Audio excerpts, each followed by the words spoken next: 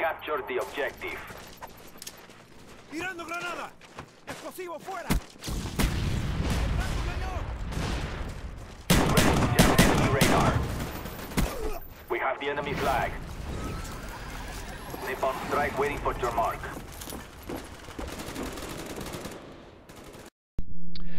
Before we get into the commentary, give a quick round of applause to Mr. Platinum X129 for that beautiful clip. Basically what happened there, just to analyze what happened there. We played CTF, and in the first 15 seconds of the game, Yanks killed every single person on the enemy team single-handedly while rocking with the SPAS 12. And in CTF, there's a 15-second spawn timer. So big flippin' deal when you think about the tactical just benefit of killing the entire enemy team within the first 10 seconds of the game. So bravo to Yanks. I am not a man at Call of Duty, and I think I just became gay.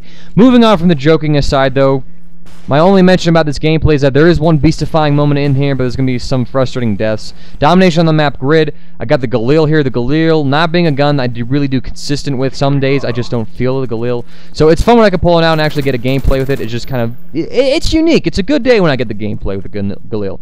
So here goes something marginally different from what I usually do, you know, AUG assault rifle. Still got my tryhard pants on, though. It hasn't changed from my last commentary. As well as kind of just like the route I'm going to take with this commentary. Rather than focus on the gameplay, I'm just kind of just monologue a bit about, kind of like a bit of philosophy about life. At least the one I possess. And the philosophy I have about life is that a way to make life just a lot easier for you, in other words, a coping mechanism that I find that works a lot for me, is learning how to laugh at life. And this implies a lot of things. Learning how to laugh at some of your own shortcomings, learning to laugh at yourself, learning to just like kind of brush things aside, learning to draw patterns in here, and kind of just, you know, have a little fun, little explanations for all this stuff, which might not make sense at first, but I hope by the end of this commentary you might get an idea. So for me, I've always been the kind of guy that has enjoyed making people laugh. It's one reason why I like to tell jokes. I mean, from the beginning of when I began to reason about like how do I want to interact with people, I always want to make people laugh. I get this pleasure and this joy that I probably can't rival until I can have sex. Just to make it crack here. This pleasure that I just can't, you know, rival. Nothing else that I do in my life seems to give the same satisfaction as not, you know, doing, you know, playing Call of Duty and winning, not doing these commentaries, not. This is like the ultimate pleasure that I get from my life as of right now, is just making people laugh. I've always wanted to be that kind of guy. Part of it was because I watched little sitcoms when I was a kid, one being Full House, and I just really drew on just like the laughter in that, how laughter made everything so much better, how laughter just added this lightness to it and seemed to kind of ease the problems and things weren't so serious when you could laugh about it. And ever since I started to think about how I want to interact with people, I've actually imagined that I'm in the sitcom, that I'm trying to be the funny guy.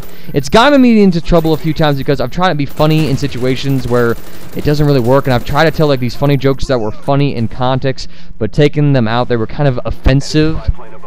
But I'm kind of learning to rein that under, you know, as I grow up, as I, you know, get lectured by my parents. I will admit that I've had a few of those kind of talks about it. You know, you can't be this truthful all the time.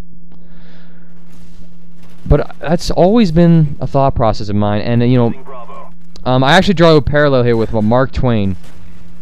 And, Mark Twain, he also just theorized that, you know, just if you learn to laugh about your problems in life, you know, that is the ultimate coping mechanism, is just learning to laugh. Beast gameplay clip right here, by the way. Too bad I won't be talking about it. And it was really funny, I drew a parallel with that.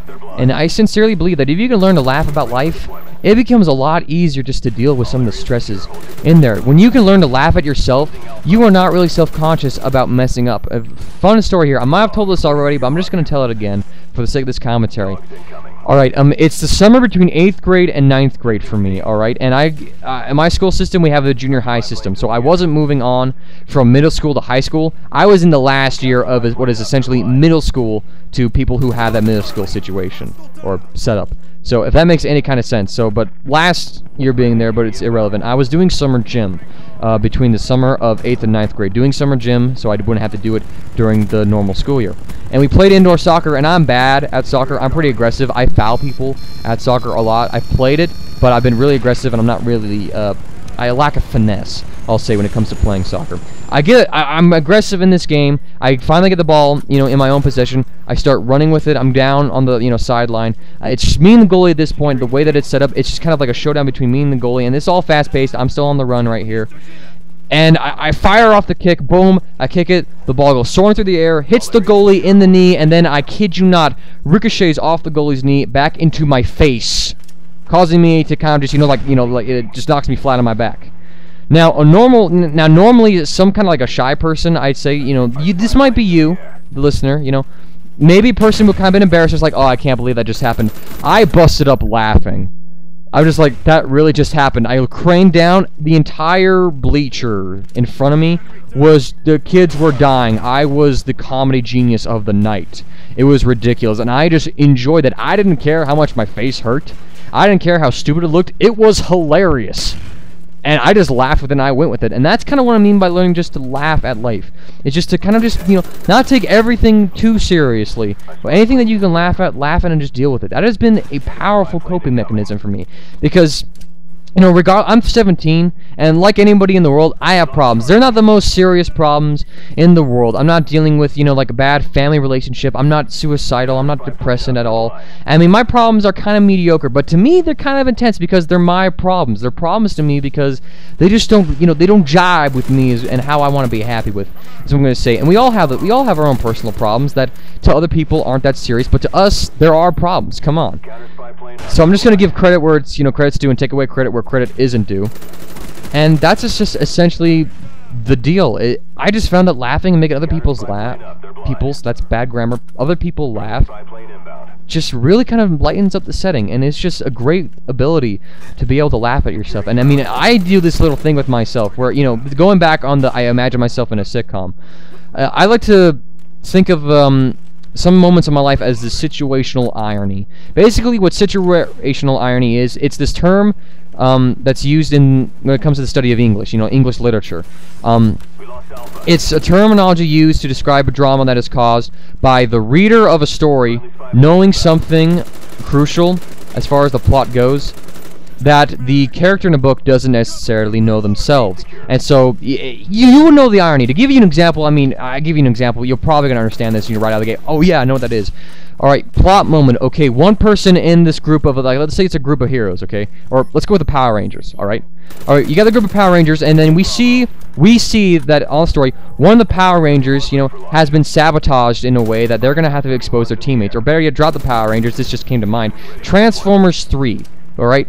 Transformers 3 Revenge of the Fallen. Sam Witwicky has just, he's been conned into working for the Decepticons for a moment to find out what the Autobots are going to do, and he's going to have to backstab the Autobots. He has no choice in the matter. Autobots are aware of it, and so they're going to be telling him some crucial information that they shouldn't be given because it's going to go to the Decepticons.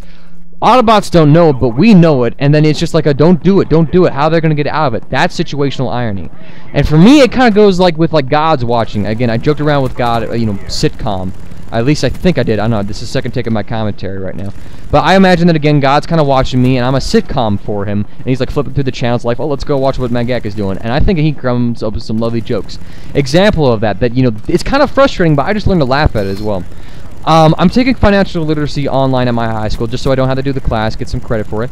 And I've been waiting for a month to finally take the final proctor test so I can get credit for the class.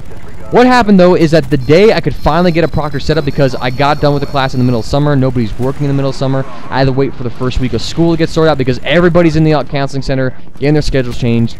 I finally get through waiting, and I can finally get set up a date with a proctor so I can take the test and be done with the class. The day I am ready to do it, I get dropped from the class. Kind of frustrating, but hilarious. I would get dropped from the class the day I can finally take the final proctor test. That's just a moment of situational irony in my life, and I have plenty of those other moments in theirs too that I just learned to laugh at. And that's just one thing. Do you guys laugh about your life? Do you laugh at yourself? Would you like to give it a try? That's just the food for thought I'm going to be giving to you guys. Consider it a bit and just kind of think about it. And maybe while we're at it, what coping mechanisms in your life do you have? Maybe you got some music that you listen to. Maybe there's like a certain physical routine that you do, like punching bag or something. What do you generally do to compensate for just to cope, I'll say, cope with some issues that you may have in your life? What are your tricks that you do? I laugh. What do you do? Anyways, hope you enjoyed the commentary, guys. Hope I can keep some of this stuff, a bit fresh like this. This is pretty awesome. Hey, you all have a good day. Have a great day. Matter of fact, have a great day.